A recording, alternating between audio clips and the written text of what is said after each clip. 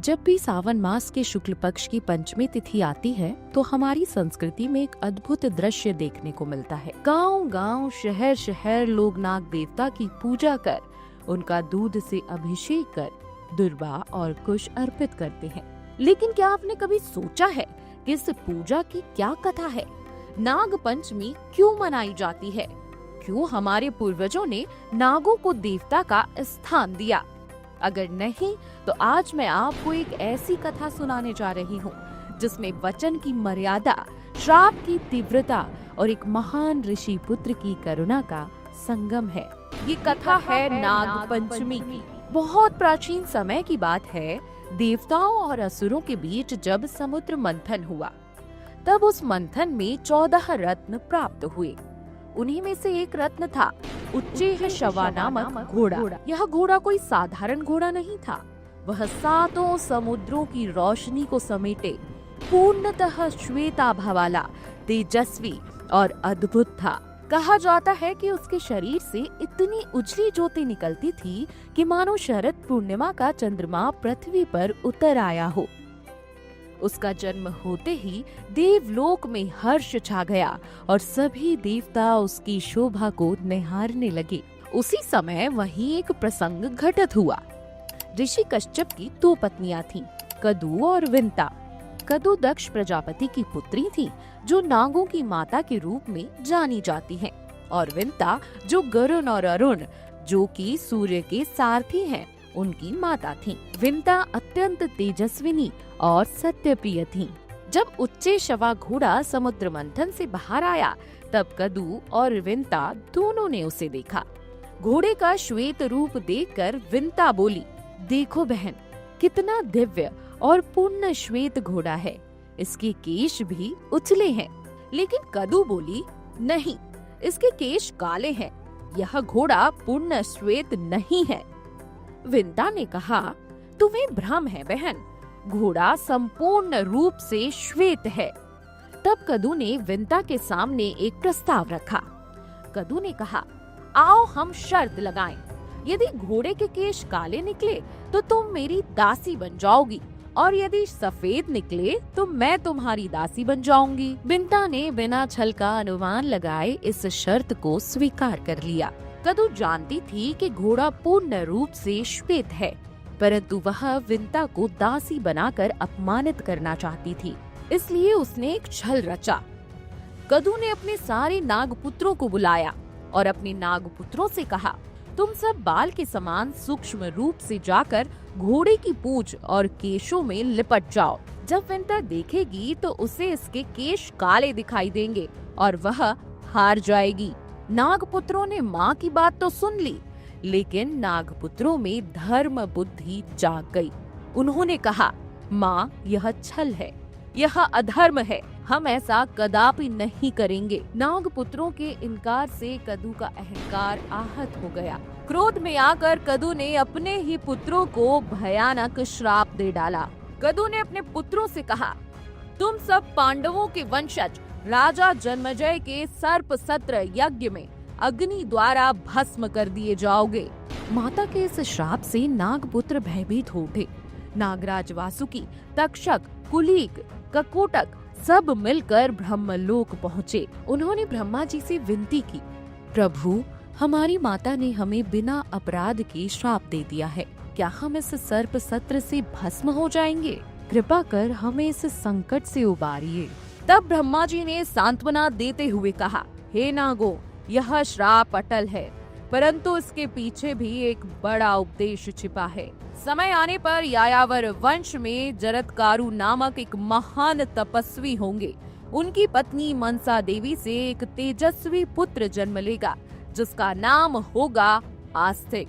वही आस्तिक मुनि तुम सभी की रक्षा करेंगे। ब्रह्मा जी के वचन सुनकर नाग अत्यंत प्रसन्न हुए और अपने लोक लौट गए। नाग देवताओं ने उस महान आत्मा की प्रतीक्षा शुरू कर दी, जो उन्हें विनाश से बचाएगा। समय बीतता गया।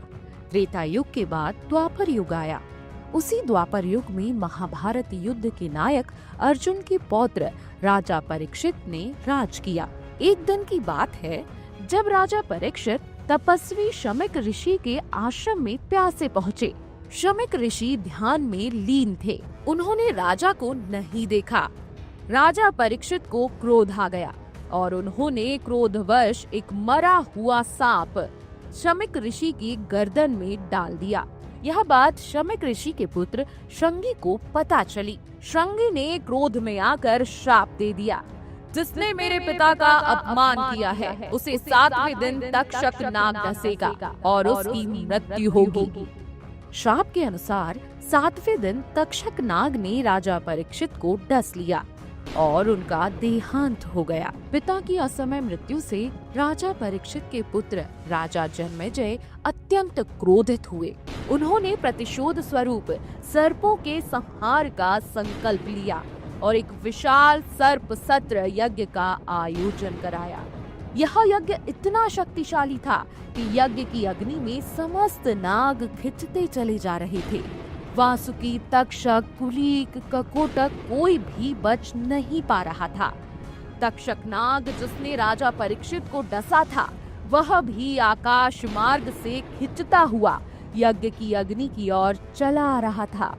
यह देखकर समस्त देवता, ऋषि और स्वयं नागलोक भयभीत हो उठे। सृष्टि का संतुलन बिगड़ने लगा। यदि सारे नाग नष्ट हो जाते तो पृथ्वी पर असंतुलन फैल जाता, क्योंकि नाग ही धरती के अंदर की अग्नि और ऊर्जा को संतुलित रखते हैं। तभी जरत्कारु ऋषि के पुत्र आस्तिक मुनि, जो स्वयं अत्यंत तेजस्वी, ज्ञानवान और करुणाशील थे, यज्ञ स्थल पर पहुँचे।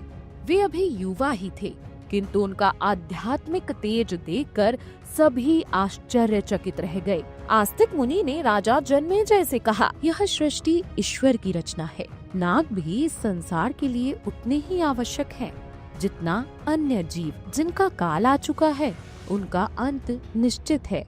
अतः इस यज्ञ को रोक दीजिए। राजा जन्मेजय आस्तिक मुनि की ज्ञानमयी वाणी और दिव्य तेज से प्रभावित हुए।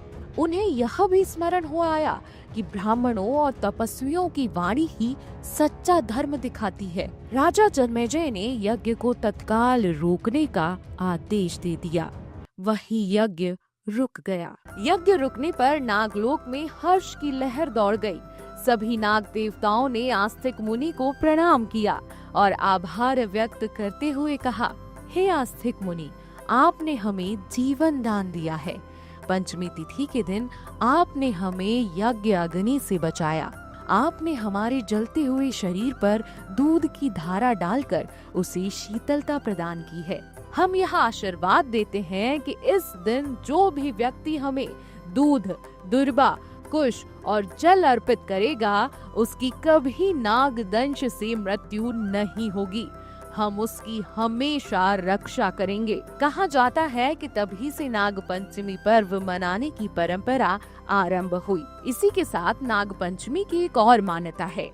कहा जाता है कि पंचमी तिथि को ही भगवान श्री कृष्ण ने कालिया नाग के अहंकार का दमन कर यमुना नदी का जल शुद्ध किया था। तभी से भी नाग पंचमी का पर्व मनाया जाने लगा। ये तो कथा है जो बताती है कि नाग पंचमी का पर्व क्यों मनाया जाता है।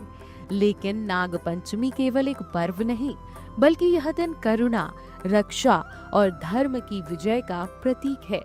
यह हमें सिखाता है कि जब भी कोई संकट आए, सच्चा ज्ञान, तपस्या और धर्म ही उसका समाधान लाते हैं। आस्तिक मुनि की भांति हमें भी अपने जीवन में करुणा और सत्य का पालन करना चाहिए। तभी यह संसार संतुलित और सुंदर बना रहेगा। इस कथा को आप सभी नाग पंचमी पर जरूर सुनें और नाग देवताओं से प्रार्थना करें, हे नागराज, हमें दीर्घायु, आरोग्य और सुख समृद्धि प्रदान करें, हमारी रक्षा करें। videodex.jivanjali.com। अगर आपको हमारा ये वीडियो पसंद आया हो तो हमारे चैनल जीवांजलि को सब्सक्राइब करें